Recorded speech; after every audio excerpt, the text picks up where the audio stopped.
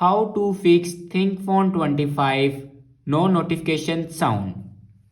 So let's start the video. First of all, open settings and then click on sound and vibration. On top you can see the option do not disturb. Now click on do not disturb. If you turn on do not disturb, then turn it off. After turning off do not disturb, then go back to the main page of your settings and click on notifications. Now here you can turn on your notifications.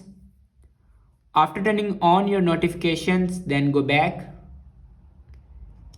and scroll down and click on system updates. And here you can check your latest version will be updated or not. If it doesn't update to latest version, then update it to latest version. After that, your problem will be fixed. I hope this video is helpful for you. Thanks for watching.